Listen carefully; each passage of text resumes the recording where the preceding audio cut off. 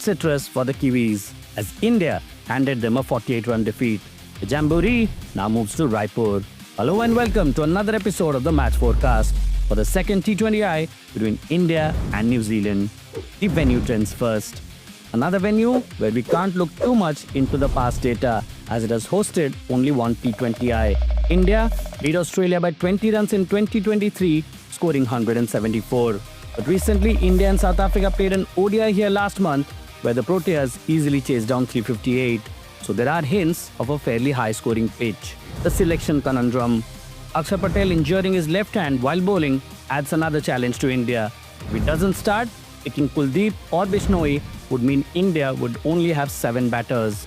If Harshit Rana starts, they'll have a very capable 8 batting option, but Varun Chakravarti then becomes the only specialist spinner in the side. The key players.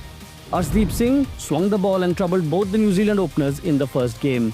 He dismissed Conway for the 4th time in 13 balls, while Robinson had trouble facing the big in-swingers. So expect India's highest wicket taker in the power play to add to his tally of 49 wickets. Interestingly, since 2024, he has averaged at least 1 wicket in the power play and the death while bowling first. So we reckon he could pick at least 2 wickets in this game as well. Hardik Pandya. Hardik Pandya, the batter nowadays, needs no sighters. He's showing intent from the very first ball. He has smashed 250s in his last 4 T20Is with a strike rate of 176.4. Hardik the bowler has been consistent as well with 5 wickets in his last 6 T20Is. We reckon he could get another 40+ score and a wicket. The key battles. If India play a second spinner in Akshar's absence, Kuldeep could get the nod.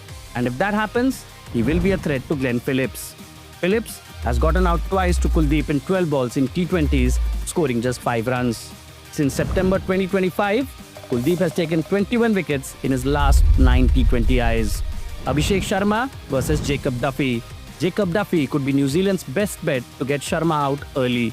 The Indian opener stepped out first ball to him but was troubled a bit by the bounce from the tall bowler during the 6 balls he faced. Duffy was also the highest wicket taker in the power play in T20Is last year. If Abhishek survives Duffy again, another AC50 is on the cards. Duffy could get more than 2 wickets, especially if the cutters grip on the surface. The X Factor, Surya Kumar Yadav. We are putting on a bold face here. The Indian captain looked pretty good in his stay before he threw it away. Mitchell Santner getting him for the 4th time in T20Is is a threat for sure. But if he survives that and if the pitch plays good for batting like it did in Nagpur, then expect Sky to end his drought for a T20I 50, which has eluded him since October 2024. The match forecast.